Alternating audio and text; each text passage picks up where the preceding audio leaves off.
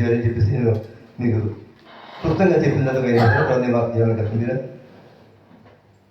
మార్చి నెల 21 తర్వాత గుర్తుపెట్టుకున్నాను. మార్చి నెల 21 తర్వాత పౌర్ణమికి దగ్గరలో ఉన్న ఆదివారం. మార్చి 27 తర్వాత పౌర్ణమి వస్తుంది. పౌర్ణమికి దగ్గరలో ఉన్న ఆదివారాన్ని ఈస్టర్ దినంగా గుర్తిస్తారు. మార్చి 27 తర్వాత పౌర్ణమికి దగ్గరలో ఉన్న ఆదివారం అంటే పౌర్ణమి తర్వాత కాదు, పౌర్ణమి ముందు వచ్చే ఆదివారాన్ని అది ఈస్టర్ దినంగా గుర్తిస్తారు. అక్కడ నుండి వెనక్కి 46 రోజులు లెక్క పెడితే 10 బుధవారం అవుతుంది ఈస్టర్ దినానికి. ఆ 10 బుధవారం గుర్తుపెట్టారు. 9వ శతాబ్దంలో రోమా ప్రభుత్వంలో అప్పుడు పోపే రూలర్స్ ఉండేవారు కాదు, ప్రధానమంత్రి ఉండేవారు కాదు, మత పెద్దలే దేశాన్ని వెళ్ళేవారు. వాళ్ళది ఏరికంతా కూడా సామ్రాజ్యం కూడా వాళ్ళదే. అప్పుడు వాళ్ళు బసవ బుధవారం ప్రారంభించారు. బసవ బుధవారం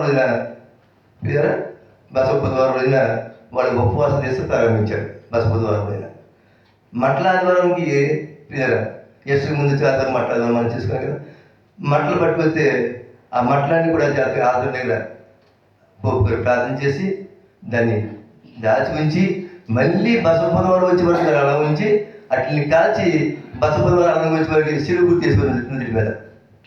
అది పవిత్రంగా వాళ్ళు సేవకుడు అంటే అప్పుడు ఎలా ఉండేది సేవకుడు అంటే ఇప్పుడంటే నేను మహాకృపల మార్టిన్ లూథర్ గారు పోపులతో దెబ్బలాడి వివాదం ఆడి బైబిల్ మనకి తెచ్చాడు కాబట్టి బైబిల్ మన చేతిలో ఉంది. పుణ్యాత్మైన ఆయన దైవాల బైబిల్ మన చేతిలో ఉంది. ప్రొటెస్టెంట్ సంఘాలు ఏర్పడ్డాయి. ప్రొటెస్టెంట్ సంఘాలని కూడా లూథరన్ సంఘం, తల్లి సంఘం అందులో ఏం తెచ్చినాయి, పెద్దకోస్ కానీ సిఎస్ కానీ అందులో తెచ్చినవి కూడా మార్టిన్ లూథర్ గారు ఎప్పుడే బైబిల్ తెచ్చేట్లేదు. అప్పటి నుండి ఆ క్రమం ఏర్పడింది. ఈ దినం వరకు ఆ పండితులు ఏర్పడ్డాయి కాబట్టి ఇది చాలా ఆధ్యాత్మిక, ఇది గోల్డెన్ డేస్ అని చెప్పుకోవాలి. హిస్టరీ స్టూడెంట్స్ ఎవరు అంటే గుప్తుల కాలం స్వర్ణయుగం అంటారు. అప్పుడు నేను హిస్టరీ స్టూడెంట్ని బిఏలో.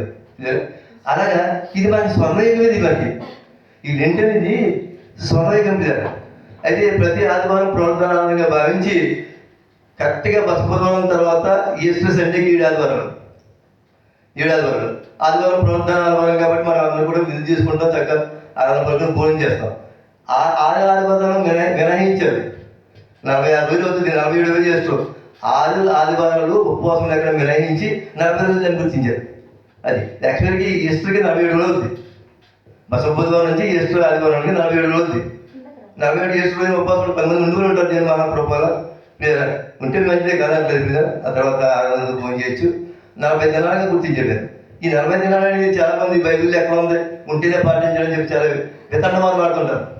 పాటించాలని చెప్పేసి తాళి ఉందండి బైబిల్లో. తాళి ఉందా? మన భారతీయ సంప్రదాయం తాళి కడతాం.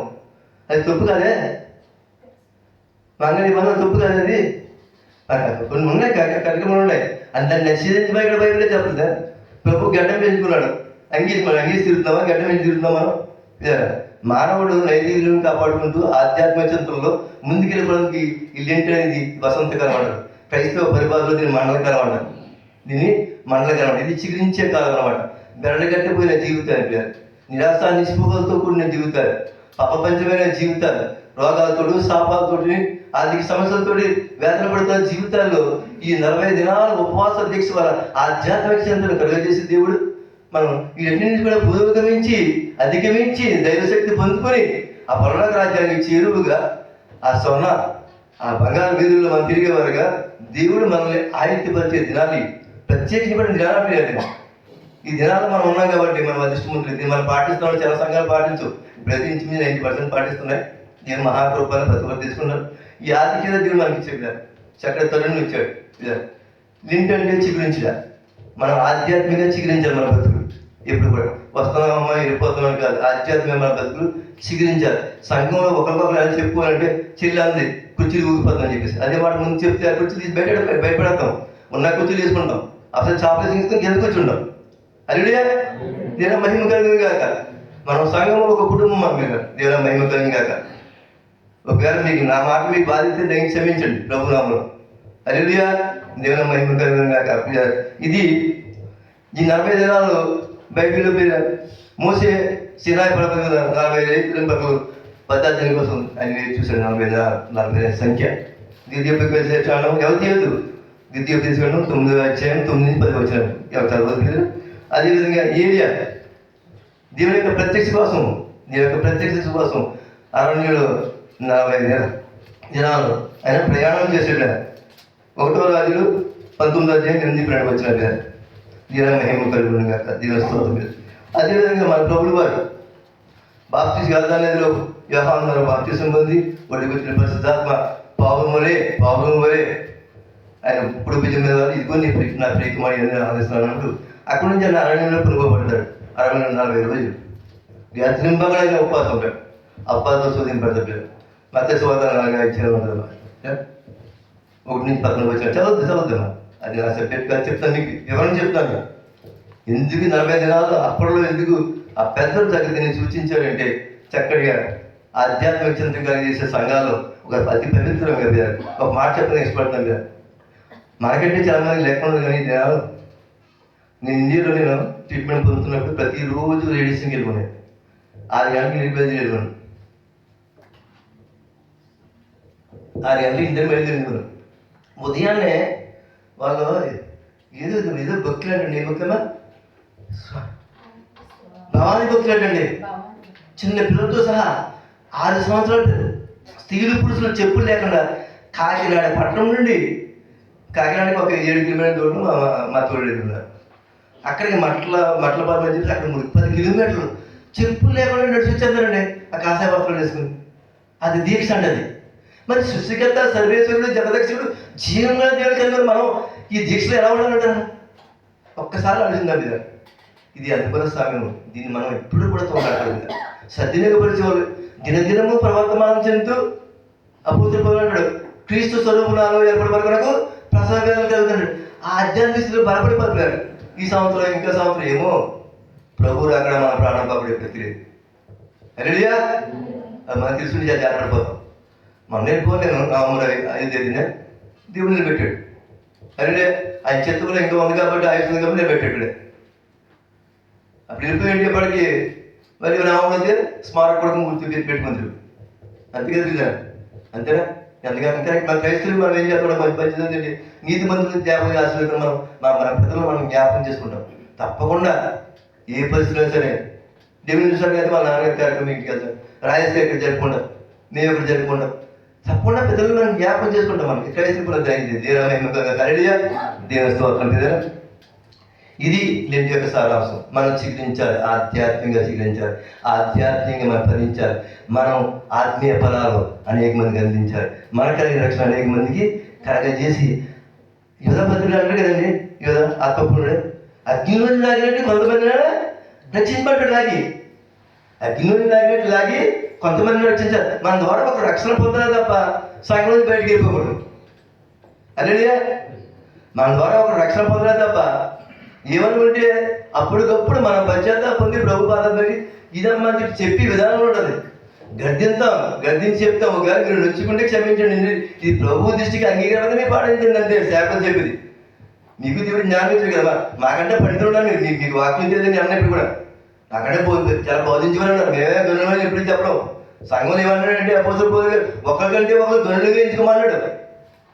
ఒకరికంటే ఒకరిని ఎవరిని కించపరచలేదు చెప్పారు. ఎవరిని కించపరచలేదు. సృష్టిలో దేవుడు అందరూ సమాన దేవుని దృష్టి. దేవుని మహిమ కలుగును గాక. చిన్న ప్రార్థన చేసుకుని ఈ రోజు వాక్యాంశాలు ఏంటంటే వాక్యం ఏంటంటే కదా, మనుష్య కుమారుడు పరిచారం చేయడానికి భూమి మీదకి వచ్చాడు తప్ప పరిచర్య చేయించుకోవడానికి రాలేదు. అనేక మందికి పాపపక్షం ప్రయోజనముగా ఆయన ప్రాణాలు పెట్టడానికి భూమి మీదకి వచ్చాడు. ఆయన పరిచర్య చేయించుకోవడానికి ఇప్పుడు స్వాములు ఉన్నారు కదా. ఈ సింగర్ తిరుగుతుంటారు, పక్క నుండి ఒక బాల్ నొక్కుతుంటారు. మనం చూస్తున్నాం కదా మన కళ్ళ ముందు. మనం చూడలేదా? మన ప్రభుత్వాలు కదా శిష్యుల పాదాలే కడిగాడు. ఆయన మొల కట్టుకున్న ఆ తుండి తీసి ఆ తుండి కూడా తీసి ఒత్తాడు, పాదాలు ఒత్తాడు. ఆయన పరిచారం చేయడానికి వచ్చాడు, పరిచయం చేయించుకోవాలి రాదు. అలెలుయా, దేవుని మహిమ కలుగును గాక. మనం కూడా ఆ మాటల మీద మనం సిగ్గుపడాలి. మనం క్రైస్తవులుగా జీవిస్తున్నప్పుడు మనం సిగ్గుపడాలి. మనం ఏ స్థితిలో ఉన్నాం? మనం పరిచారం చేసేవారు ఉన్నాం, పరిచయం చేయించుకునే వాళ్ళు ఉన్నాం కదా. అది గుర్తిని మనం జీవించారు కదా. నేను చాలా మంది అంటారు సార్, ఒక మాట అంటారు మన ప్రాంతంలో అన్నీ ఉన్నాకంట అన్ని మంది ఉంటుందండి. ఏమి లేని రెపరెప గాలికి రెపరెప అడిపోతుంటుంది. అలాగే ఏముండదు చదువు అన్ని ఉన్న వాళ్ళు చూడండి చాలా మంది సంఘంలో చూస్తుంటారు. అది ఎంతో వినయంగా ఉంటారు, చాలా వినయంగా ఉంటారు. ఏమి జ్ఞానానికి ఎగిరి పడుతుంటారు. వీడి మిమిడి జ్ఞానం అంటే నాకాలు తీసుకునే జ్ఞానం అన్నాడు. అదే సహృదయముతో చిన్న పిల్లలు చెప్పిన మీరు ఎవరు చెప్పిన మీరు స్వీకరించాలి. అది మంచి అయితే దేవుని దృష్టికి అంగీకరించే సేవకుడిగా మీరు మా పిల్లలు మేము స్వీకరించాలి, మేము స్వీకరించి పాటించాలి. దేవుడి దగ్గర మేము ప్రతిఫలం పొందుకోవాలి, మీరు ప్రతిఫలం పొందుకుంటారు. దేవుని సత్యాన్ని ప్రార్థన చేసుకున్నాం. పరమదాసు తండ్రి, సర్వశిగా దొరకత, సర్వోన్నతుడ, సర్వశక్తిమంతుడ, మహోన్నతుడ, మహాకరుడ, సర్వాధికారి మైహోదేవ, నీ బంగారు పాదాలు వందనాలు చేస్తున్నది. ఆకాశం నీ సింహాసనం, భూమిని పాత పెట్టమన్నా, నీ పాత పెట్టమన్నా తండ్రి. నీ పాత్రని విమర్శించిన తండ్రి ప్రభు, ఈ రాత్రికాల సమయంలో తండ్రి నా ప్రియ సహోదరుడు తండ్రి ప్రభు సత్యాల యశ్వతం గారు కూడా ఏర్పరచుకున్నాం. సంఘంలో తండ్రి ప్రభా ఇది 12వ శిలువ ధ్యానకుడి యావత్ ప్రపంచంలో తండ్రి ప్రభా ఇది తండ్రి ప్రభా 38వ కూడిక తండ్రి శిలువ ధ్యానకుడి తండ్రి. ఈ శిలువ ధ్యానకుడిలో మేమందరినీ ఆహ్వానించిన తండ్రి సంఘం కాపలు మేము ఆహ్వానించిన సంఘం మేమందరం కూడా మహింపచడం ఇచ్చిన తెలియక సమయంలో ఆచరిస్తున్నాం తండ్రి. కుమారుడు మనం జీవించదని ప్రభు దేవాంతరం తీర్చి వారి కుమారుడికి ఇచ్చిన కుమారుడికి తండ్రి ప్రభా మంచి భవిష్యత్తు దయచేసిన తండ్రి ప్రభు జ్ఞానదాసుడిగా నీ పక్షాన్ని నిలబడి వాక్యవతంగా నేను ఎగిరిపడుతుంది కదా తండ్రి ప్రభా. ఆశగా ప్రాణాలు ప్రతి గొప్ప దేవుడు తండ్రి. నా పెదను ఉండి తండ్రి ప్రభా, నాలో ఉండి తండ్రి ప్రభా, తండ్రి ప్రభా అన్ని బోరగా వాడుకుంటుంది. దీని మీద వర్తమానం తండ్రి ప్రభా సంఘంలో ప్రతిపెడుతుంది. ఆ వర్తమానం తండ్రి ప్రభా ఇప్పుడు వచ్చిన ప్రతి ఒక్కరికి నాకు ఆధ్యాత్మిక ప్రబలత ఉండే సహాయం దయచింది. నా దేశంలో ప్రతిగడుచున్న మనం తండ్రి ఆమె కాక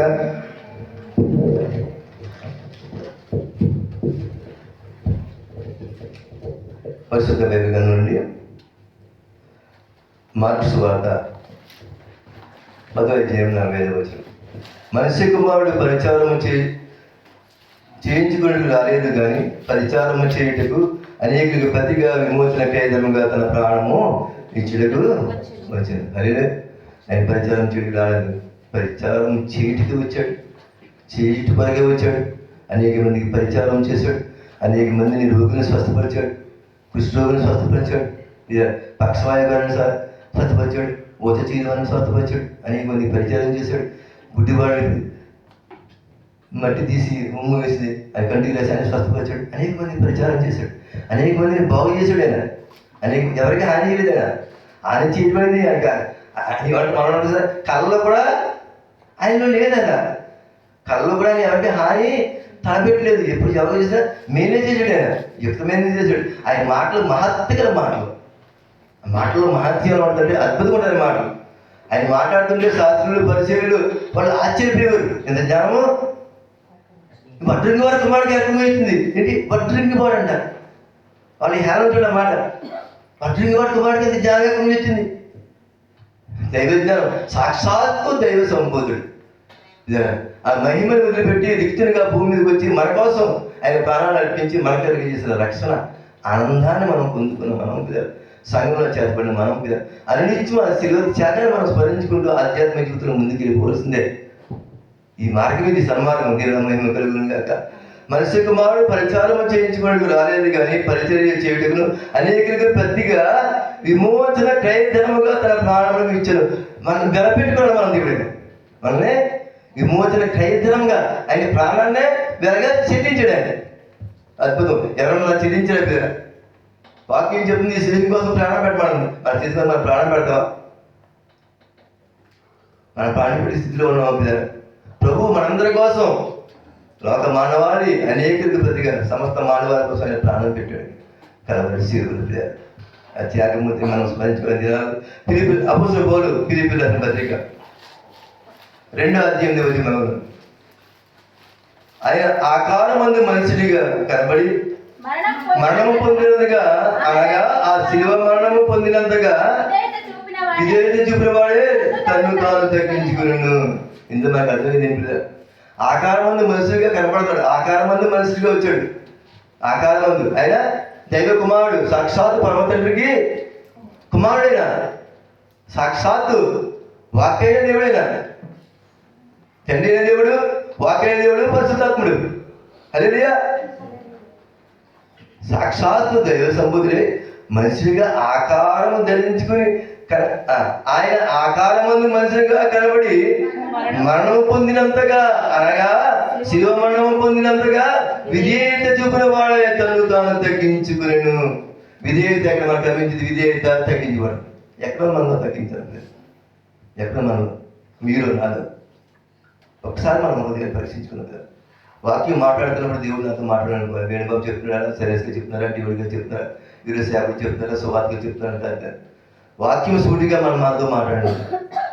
శిలువ మరణం పొందినట్లుగా విధేయత చూపడండి. విధేయత. హల్లెలూయా.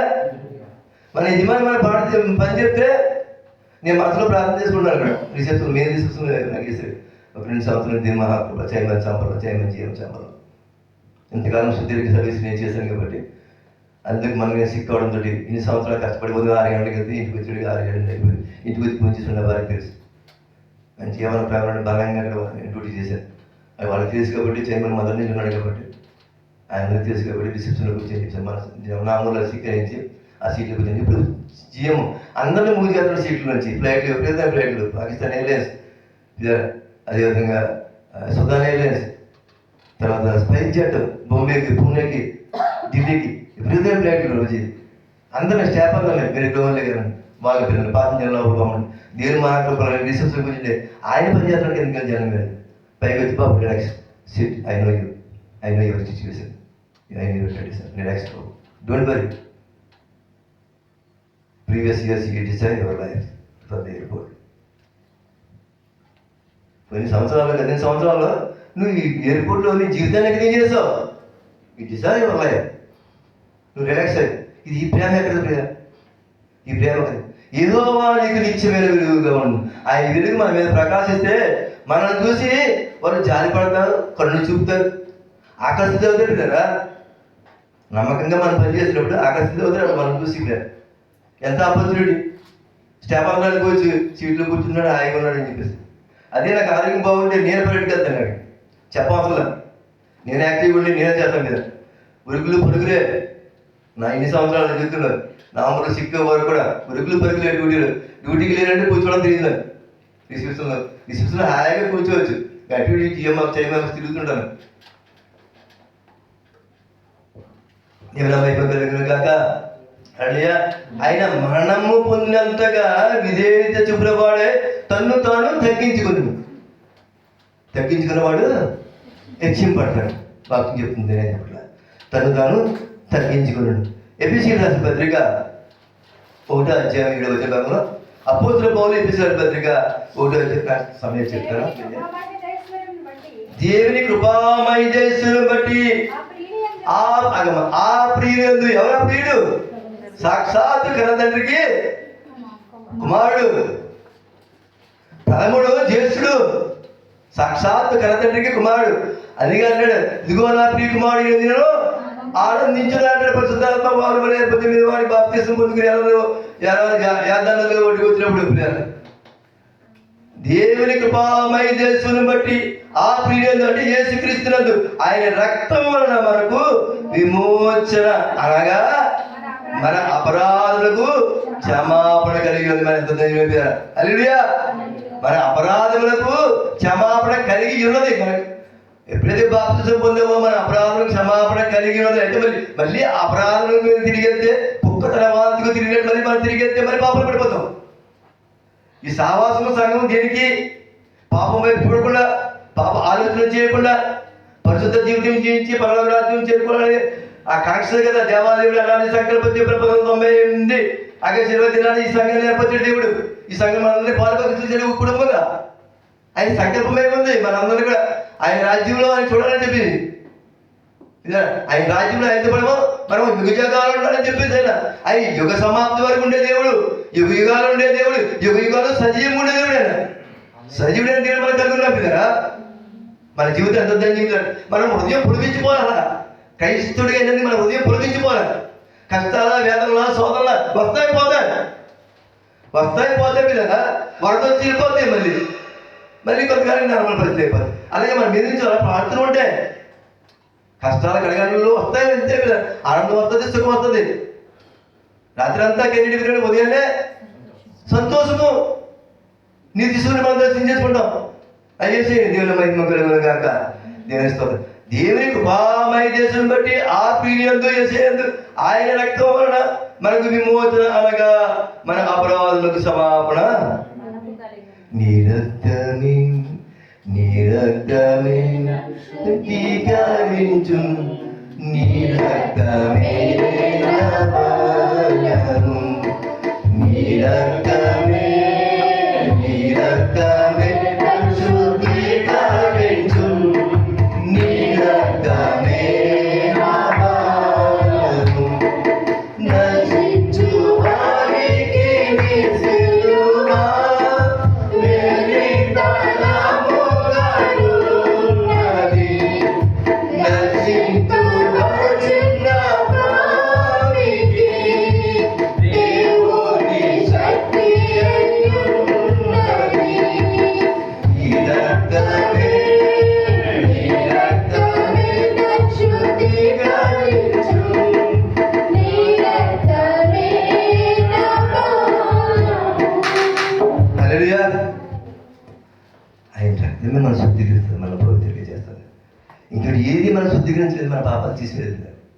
ఆయన రక్తమే, ఆ పరిశుద్ధ రక్తమే వెలపెట్టి ప్రయత్నంగా ఆయన ప్రాణాలు నడిపి మనం కొన్నాడు. మనం శుద్ధీకరించబడ్డాం, బాప్తిజం పొందిన మనం పిల్లలు సంఘంలో చేర్చబడ్డాం. కానీ మన తలంపుల వల్ల కానీ మన ఆలోచన వల్ల కానీ ఏ పాపంలో కలగకుండా పవిత్రంగా ఉన్నది చేర్చబడ్డాం కదా. అందుకే సహవాసం సంఘం, ఈ సంఘాన్ని దేవుడు మనకి ఇచ్చాడంటే మనం అదృష్టవంతులు కదా. హల్లెలూయా. దేవుని మహిమ కలుగునుగాక. దేవుని స్తోత్రం. లూకా సువార్త 6వ అధ్యాయం 27 వినుచున్న మీతో నేను చెప్పినది ఏమనగా మీ శత్రువులను ప్రేమించుడి. ఆగమ్మా, చూడండి మాట, చూడండి, చాలా ఆశ్చర్యంగా మాట. వినుచున్న మీతో నేను చెప్పినది ఏమనగా, దేవుడు వినుచున్న మీకును నాకు చెప్తున్నాడు. యేసయ్య వినుచున్న మీకు చెప్తున్నాడు, నాకు చెప్తున్నాడు, బోధితుడు నాకు చెప్తున్నాడు, నా తోటి సేవకు చెప్తున్నాడు. వినుచున్న మీతో నేను చెప్పినది ఏమనగా మీ శత్రువును ప్రేమించండి. అక్కడ వరకు బాగుంది. శత్రువుని ద్వేషించద్దు అన్నాడు. మీ శత్రువుని ప్రేమించండి, మిమ్మల్ని ద్వేషించే వారికి మేలు చేయమన్నాడు. ఎంత అద్భుతమైన మాట పిల్లాడు. మానవుడు ఎవరైనా ద్వేషించే వారికి మేలు చేస్తాడా? అది సహాయపడే వారికి మేలు చేస్తాడు, ఆయనతో చక్కగా స్నేహంగా ఉన్న వారికి మేలు చేస్తాడు. అందుకే పిల్లాడు అది ద్వేషిస్తున్నాడు, నన్ను తిరుగుతున్నాడు అంటే వారికి మేలు చేస్తాడా? వెళ్ళి బాబు 10,000 రూపాయలు ఎగురించుకో, వచ్చి ఇబ్బందుల్లో ఉన్నాం అని మేలు చేస్తాడా? లేకపోతే 2 బస్తాలు బియ్యం ఇంటికి పంపి, గోధుమలు పంపి, గ్లాసం పంపి, సంవత్సరం కూడా హాయిగా బతకని చెప్తాడా? ద్వేషించేవాడిని. ద్వేషించేవాడు ఎవరైనా మానవుడు భూమి మీద ఎవరైనా ఈ మాటలు చెప్పగలిగారు. అందుకే ఈ మాటలు విని శాస్త్రులు పరిచయం ఆశ్చర్యపోయేవారు. ఇంత జ్ఞానం వచ్చిందని చెప్పేసి దైవ జ్ఞానం లేదు. మీ శత్రువుని ప్రేమించి, ఓకే, 10 మార్గాలు నావేమంటారు. మీ శత్రువు మిమ్మల్ని ద్వేషించే వారికి మేలు చేయడి. మనం ద్వేషించే వారికి మేలు చేయాలండి. అందుకంటే మత చోట మీకు 100 చెప్పినప్పుడు 100 చెప్తే గొప్పనే ఉంది. మాకు కొంత తిప్పి పక్కన వెళ్తే వాళ్ళ మీద రాదని చెప్పండి, వాళ్ళు సిగ్గుపడతారు. అప్పుడు పరివర్తన కలిగితే మన ప్రవర్తన బట్టి ఎంతమంది పరివర్తన కలగాలి. నీతిగా మాట్లాడాలి, ఉన్నది మాట్లాడాలి, ఉన్నట్టుగా మాట్లాడాలి. అంతే. అది కష్టమో నష్టమో, కష్టమైతే వింటే మారుతారు, వినకపోతే మనం ఏం చేయలేం. ప్రభు చూసుకుంటాడు అంతే. మన కక్షతో చెప్తే అది ప్రభుత్వం మేము లెక్క చెప్పాలి. ఒక సేవకుడిగా ఎవరి మీద మీద దేశంగా మేము చెప్పాలి, మేము లెక్క చెప్పాలి. ఒక సేవకుడికి నేను లెక్క చెప్పాలి. హల్లెలూయా. దేవునికి మహిమ కలుగును గాక. దేవుని స్తోత్రం. మీరు ఎవరైనా తప్పించుకోవచ్చు, బోధి మేము తప్పించో, దేవుడి మేము తప్పించుకోవాలి. మీకు క్షమాపణ దొరుకుతుండదేమో, మాకైతే ఉండదా కదా. ఎందుకంటే కూర్చిపెట్టి తీసుకుంటాం మనల్ని. బెడ్ మీద కూర్చిపెట్టి మమ్మల్ని కూర్చిపెట్టి దేవుడు మాకు అది తీర్చాడు కదా. హల్లెలూయా. దేవునికి మహిమ కలుగును గాక. వినుచున్న మేము మీతో చెప్పినది ఏమనగా మీ శత్రువులను ప్రేమించడి, మిమ్మల్ని ద్వేషించే వారికి మేలు చేయడి, మిమ్మల్ని శపించే వారిని వండర్ఫుల్ వర్డ్, గోల్డెన్ వర్డ్స్ అండి. మిమ్మల్ని శపించే వారిని దీవించుడి, మిమ్మల్ని బాధించే వారి కొరకు ప్రార్థన చేయండి. మనమైతే మన కోసం చేసుకుంటాం, మన మిత్రుల కోసం చేసుకుంటాం, సంఘంలో వారి కోసం చేసుకుంటాం. మన డ్యూటీలో మనం ఎవరైనా బాధించాలని వాళ్ళు చేస్తామా? చేస్తే ఏం చేస్తాడు క్రైస్తవులు? నన్ను ఇబ్బంది పెడతాడు, నన్ను ఇరిగి పెట్టేసాడు, ఉద్యోగం అభివృద్ధి పొందలేదు, మా కొరికి దేవాలు బుద్ధి చెప్తాండి అని ఒకసారి ఒక చూపు చూసేదండి. ఇదే కదండి మానవ నైత్యం. ఈయనేమన్నాడు? మిమ్మల్ని దీక్షించే వారిని నుంచి ప్రార్థన చేయమన్నాడు ఆయన. బాధించే వారి గురించి ప్రార్థన చేయమన్నాడు ఆయన. మనల్ని బాధించే వారి గురించి మనం ప్రార్థన చేయాలి. మరి చేసి అని చెప్పి చాలా మంది తీసుకున్నారు చేశాను. మనం బాధించే వారి గురించి ప్రార్థన చేయమంటాడు. మరి ఎవరైనా బాధిస్తున్నాడు కదా ప్రార్థన చేయటమే దేవుడు. ఎందుకంటే వాళ్ళ పరివర్తన కలిగేస్తాడు. ప్రార్థన ఉన్న శక్తి ఎక్కువైంది మనకి. ప్రార్థన అంటే కొండలు బెప్పనది మనకి ఆయుధం. అది ప్రార్థన మన ఆయుధం. మనం ఎవరైనా బాధిస్తున్నాడు నువ్వు వాళ్ళని బాధించుకో. నీ మీద శత్రువుని నేను పాడు చేయకపోతున్నాడు అతను పాడు చేయడానికి నువ్వు చూడకు. తోడు సోదరుని కానీ చూడకు. దేవుడికి వదిలిపెట్టడం అంతే. మన క్రైస్తవుని దాని మీద దేవుడికి వదిలిపెట్టడం అంతే.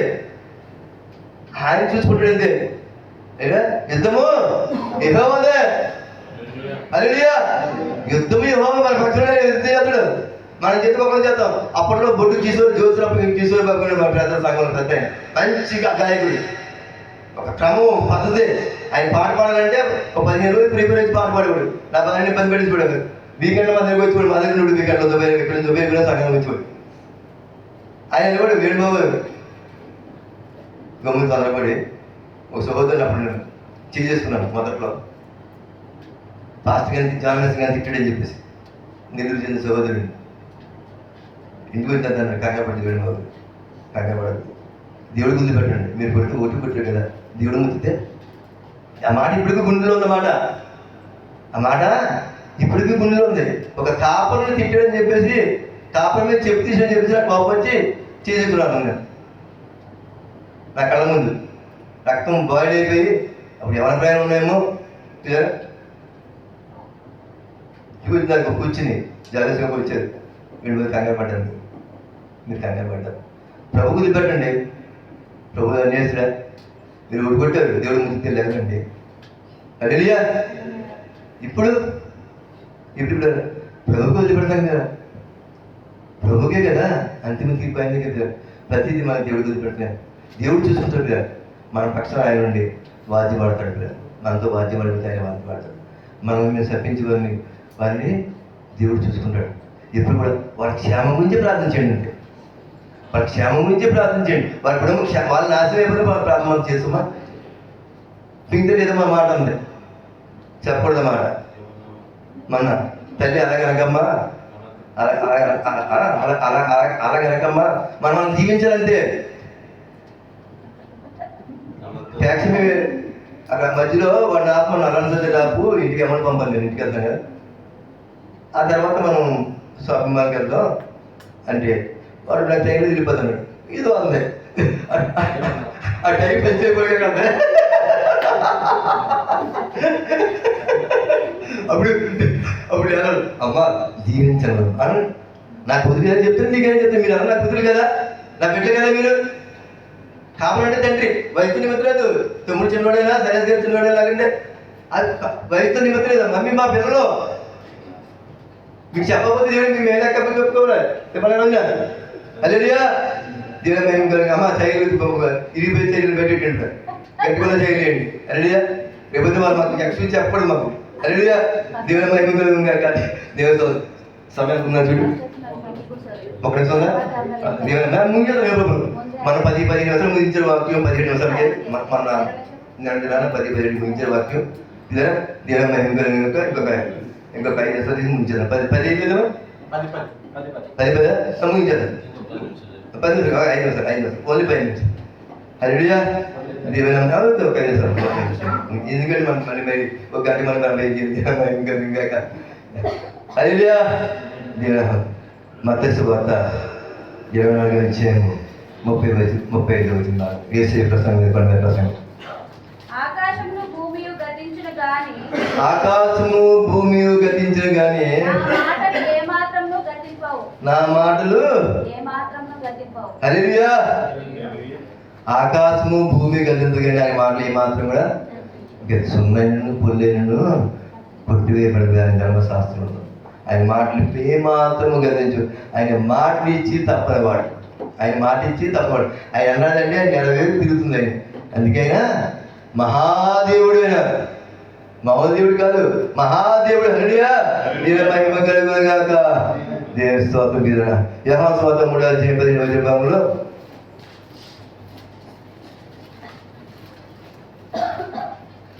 లోకము తన కుమారుని ద్వారా రక్షణ పొందిదిగే కానీ లోకములకు తీర్పు తీర్చే దేవుడు ఆయన్ని లోకములకు పంపలేదు. ఆయన పంపిన ఉద్దేశం ఏంటంటే కన్న తండ్రి యేసయ్య మీ అందరికీ తెలుసు. లోకం అంటే దేశం అంటే మట్టి కాదు, దేశం అంటే మనుషులు అన్నాడు కవి గుడిచాడు. లోకం అంటే మనుషులు, ప్రపంచ మనుషులు. మనకి తీర్పు తీర్చగా రాదు, లోకాన్ని రక్షించడానికి కన్న తండ్రి యెహోవా ఆయన భూమి మీద పంపాడు. పాపములను శాపములను కొట్టుబిడ్డల ఉన్నవాడిని ఆయన కుమారు యొక్క ప్రస్తుత రక్షణ ద్వారా వెలపెట్టుకొని ఆ పరలోక రాజ్య వారసుడిగా చేయుటకు భూమి మీదకి పంపించాడు తప్ప ఆయన తీర్పు తీర్చడానికి ఆయన భూమి మీదకి రాలేదు కదా. అది మీరు ఎవరు తీర్పు తీర్చేస్తామా? గమ్మని మనం జడ్జిమెంట్ చేయకూడదు ఎవరి విషయంలో కూడా మనం తెలియకుండా. ఇప్పుడు ఫర్ ఎగ్జాంపుల్ నా భార్య మా రాని ఎదురు ఇబ్బంది పడ్డారు. నా భార్య నేను చెప్పేసి ఇమీడియట్గా తెలియకుండా విషయం తెలుసుకుని అంటే నా భార్య సపోర్ట్ చేసి ఏంటమ్మా నాన్న ఉన్న భార్య తీర్పు తీర్చండి. నేనేమన్నా మనమేమన్నా కదా తీర్పు తీర్చండి. అందుకంటే ప్రతిదీ దేవుడికి వదిలిపెడతాం కదా. ప్రార్థించడం అంతే. మనం చేసేది ఏంటంటే ప్రార్థన. నా సహోదరి రాగండి క్షమించి, నా సహోదరిని క్షమించి, అప్పుడు మనం జీవించి అంతే. మనం చేయాల్సినంతే క్రైస్తవులు మనం చేయాల్సింది. వివాదాలకు మనం వెళ్ళకూడదు. నా చెల్లి నా తల్లి ఎవరు లేరు. నా తల్లి నా కూతురు నా తల్లి. హల్లెలూయా. దేవుని మహిమ కలుగును గాక. దేవుని స్తోత్రం దేవుని మహిమ కలుగును గాక. హల్లెలూయా.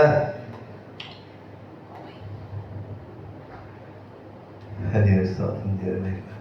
మార్క్స్ సువార్త 5వ అధ్యాయము ఇలా కొన్ని విషయాలు మీకు చెప్పేసి ముగిస్తాను. ఆయన చేసి ఆశ్చర్యకార్యాలు ఒక మాట మీద దేవుని మహిమ కలుగును గాక. దేవుని స్తోత్రం మీద మార్క్స్ సువార్త ఎవరు చదవద్దామా? 5వ అధ్యాయం 1 నుంచి 43 వరకును ఇంటికి చదవండి. లోకాసు వార్త 8 నుంచి 26 నుంచి 50 వరకు. ఇది ప్రభు ఆయన పరిచయ కాలంలో అతిశవార్త ప్రకటిస్తున్నప్పుడు చాలా మంది ఉంటారు. మీరు సేవ చేయమని చెప్పారు. ఆయన గలిలయ ప్రాంతానికి అవతల పక్కన ఉన్న గెరాసీన దేశంకి వెళ్తాడు. అక్కడ శాన అనేవాడు భయంకరమైన దెయ్యాలతో బాధపడుతుంటాడు. ఆడు సమాధులు ఉంటాడు, రాళ్ళతో గాయపడుతుంటాడు, సంఖ్యలు తెలుసుంటాడు. ఎప్పుడైతే అడిగినాడో వాడు ఏమంటాడంటే సర్వోన్నత దేవుని కుమారుడు నాతో నీ పని అంటాడు. దెయ్యాలు వణుకుతున్నాయి దేవుడు చూసి, మనకు వణుకు లేదు. భయం ఉంటే సరిపోదు, భక్తి ఉంటే సరిపోదు. భయం ఉన్నది దేవుడు అంటే భయము భక్తి రెండు సంపూర్ణంగా ఉన్నప్పుడే పర్వత రాజ్య వారసుగా మనం ఉంటాం. చాలా మంది భక్తి చాలా భక్తి ఉంటుంది, భయం ఉండదు. దేవుడు అంటే భయం ఉండదు. మరి చాలా మంది రావాలంటే మరి భయం లేక కదా. డ్యూటీ నుండి ఓకే, దేవుని స్తోత్రం. డ్యూటీ నుండి ఓకే అండి, ఆరోగ్యం బాగోతే ఓకే. డ్యూటీ లేకుండా ఇద్దరు ఉన్నారంటే నలభై స్థితిలో ఉన్నారంటే దాన్ని ఏమన్నా భక్తి ఉంది. హల్లెలూయా. అంటే భయం లేదు. ఇప్పుడు వెళ్ళకపోతే ఏమైపోతావు, ఈ సమయాన్ని నేను కోల్పోతే అయ్యో ఏ వాక్యం దేవుడు నాకు సిద్ధపరించాడు. నా ప్రియుల్ని నేను తెలుసుకోవాలి, సావాసంలో దేవుడు ఆనందించాలని ఆ భయము దేవుడి భయం లేకపోతే దెయ్యాలు కలుగుతున్నాయి. సర్వోన్నత దేవుని కుమారుడా నువ్వు నాతో ఏం పని అన్నప్పుడు వాడు వేడుకుంటాడు కదా. ఈ దురాత్మ మళ్ళీ 19కి వెళ్ళాడు. 3,000 సుమారు 19 అక్కడ వేస్తుంటాయి. అందులోకి వడివడికి వెళ్ళేవి ప్రవాహంలో పడిపోతాయి. ఆ ఊరంలో చేయమంటారు వాళ్ళ వ్యాపారం అంటారు, బిజినెస్ అందరికి అది వాళ్ళకి బిజినెస్ అది వాళ్ళకి నష్టం వచ్చిందని చెప్పేసి ఈ రెస్పాన్స్ వేడుకుంటారు, నువ్వు వెళ్ళిపో అని చెప్పేసి. మన ప్రాంతం చేసి వెళ్ళిపోమని చెప్పేసి వాడు వేడుకుంటారు. వాడు చాలా వాడు ప్రభుత్వం కానీ నువ్వు వెళ్ళి అది సాక్షిగా నిలబడతాడు. నేను అదేవిధంగా గ్యారసిన అక్కడ అది మరి అంటే దాటి ఈ పక్కకి ఆయన పడవ మీద వచ్చినవాడికి పక్క వచ్చినవాడికి ఈ పడవ వచ్చినవాడికి ఆయనకి సమాజ మంత్రి అధిపతి యాయిరు ఎదుర్కొంటాడు. నా కుమార్తె చనిపోయే స్థితిలో ఉంది, మా ఇంటికి రా స్వస్థపరచు అని చెప్పేసి వేడుకుంటాడు.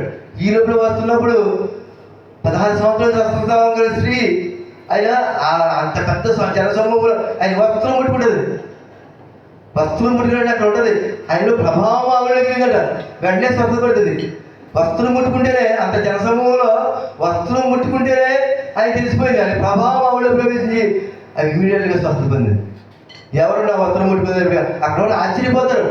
బాధకుడు ఎలా గుర్తుపెట్టాడు, తన ముందుకు వచ్చి చెప్తున్నాడు. ఎంతమంది వైద్యులు జరిగింది, ఆవిడ ఎంతో గుర్తుపెట్టింది, స్వస్థత పొందలేదు. ప్రభు యొక్క వస్త్రపు చెంగు ముడితేనే is wonderful God. Is a wonderful word. అంత అద్భుతమైన దేవుడు భూప్రపంచం మీద ఉన్నాడు. ఆయన కలిగిన జీవితం మనకు ధన్యమో ధన్యమో ధన్యం అరడియా వస్త్రం. అక్కడి నుంచి ఈ లోపల వస్తుంటే జనసమూహం యాయి వేడుకుంటాడు, తొందర పెడుతుంటాడు ప్రభువాన్ని తొందర పెడుతుంటాడు. ఈ లోపల వాళ్ళ ఇంట్లో పనిచేసే వాళ్ళు అప్పుడు వచ్చి నీకు మధ్య చనిపోయింది అనేది నమ్మిక మాత్రం యాగి చేతుడు నమ్మిక మాత్రం ఇచ్చాడు. మాత్రం సజీవంగా ఎత్తాడు. మన దేవుడు సజీవంగా దేవుడు, యుగ సమాప్తి వరకు మనతో ఉండే దేవుడు. ఇదేనా యుగ సమాప్తి వరకు మనతో ఉండేది. అదేవిధంగా ఇదేనా ఎంత అద్భుతంగా అంటే ఆయన మాటలు కానీ ఆయన క్రియలు కానీ ఆశ్చర్యం కలిగిస్తుంది. ఆ వ్యభిచారంతో పట్టుకున్న స్త్రీ, పాపంతో పట్టుకున్న స్త్రీ, అందరూ రోడ్లతో కొట్టడం సిద్ధపడి వాళ్ళు చెప్పి చంపారంటే మీరు పాపం చేయడం మొదటిగా రాడేయమంటాడు. అదే రాజు చనిపోయినప్పుడు మాట ఎత్తుకుంటుంది ప్రభుని, నా దినాల తర్వాత ఆయన వస్తాడు, నువ్వు ముందు వచ్చిన తమ్ముడు బతికిపడాడు, మరి కూడా వెళ్ళిపడ్డది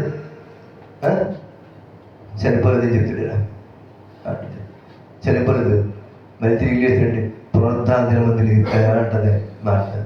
పునరుద్ధానం ఆయన విశ్వాసించి వాడు చనిపోయి కూడా లేస్తాడు చేతులు ప్రభుత్వం. ఆయన మన విశ్వాసం ఉంటే చనిపోయినట్టు చేస్తాను. నేను లేచాను హల్లెలూయా, చనిపోయిన లేస్తాం హల్లెలూయా. దేవుని మహిమకరంగా కాక యొక్క సమాప్తి వరకు మనతో ఉంటాడు. మన భార్య మనతో ఉండదు, మన భర్త మనతో ఉంటాడు, మన పిల్లలు మనతో ఉంటాడు. యుగాల కాదు, ఈ శతాబ్దం దాటితే మనం ఉంటాం అనేది అంటే భూమి ఆకాశం గతించబడ ఆయన మాటలో గతించు. మనిషి కుమారుడు పరిచారము చేయించుకోవడానికి భూమి మీదకి రాలేదు, కానీ పరిచారము చేయుటకును అనేకులకు ప్రతిగా ప్రయోజనముగా తన ప్రాణము అర్పించడం భూమి మీదకి వచ్చాడు. మన కోసం, మన అతిక్రమణ కోసం ఆయన కలవరిలో హింసించబడ్డాడు. ఆయన దీపు దున్నపడ్డదంటే కదా. తూర్పు పశ్చిమ గోదావరి జిల్లాలో బాధ్యత మాకు నీళ్ళు ఉంటాయి కదా, తెల్లంటారు నీళ్ళు నీయ. తెలంగాణ ఏరియాలో రాకేరీలు అయితే ఎంతో కిందకెళ్ళండి, 70 అడుగులు అంటారు, బోర్ నీళ్ళు అంటారు. మాకు 12 అడుగులు కింద తగ్గితే నీళ్ళు వచ్చేస్తుంది. మాకు చాలా స్వీట్ ఉంటాయి. మాకు మా ఇంటి నీళ్ళు 12 అడుగులు కిందకి వెళ్తే నీళ్ళు వచ్చేస్తుంది. బకెట్తో తోడుకుంటాం. ఆ బకెట్ నూతులు పడిపోయినప్పుడు గ్యాలం వేసి తింటాం. దాని గ్యాలం ముందు ఏమంటాయంటే గుత్తులు గుత్తులు ఉంటాయి, అది ఇంకో లేకుంటే గుత్తులు తొక్కది. అది పెట్టి పడుతుంటే కొరడానికి మాంసం ముద్ర పెట్టుకొచ్చేదండి. దిండు వారికి ఆయన నీకు అప్పగించాడు, తిరిగి వారికి అడిగాడు అప్పగించాడు. రోదన వేదన శోధన అయినా కూడా తండ్రి నీ చిత్తమైతే ఎగిరినాడని తొలగించి ఆయన నుండి చిత్తమైతే అంటాడు. తండ్రి చిత్తానికి లోపడ్డాడు. మనం తండ్రి చిత్తానికి లోపడి మనం తగ్గించుకుని యేసయ్యని హెచ్చిస్తూ ఆయన ఉన్నతస్థానంలో పెట్టి మీద ఆ ఉన్నత లోకాన్ని మనం ప్రవేశిద్దాం. వాక్యమైన మీరు కానీ నేను కానీ వాక్యానుసారమైన జీవితం మనం బ్రతుకులు లేకపోతే మార్చుకుందాం కదా. ఇదే ఆధ్యాత్మిక ప్రబడడం అపర్వాదాన్ని కలిసి భద్రపరిచి కాక ఆమె ఈ సమయం నా తొలి సేవకి సంఘానికి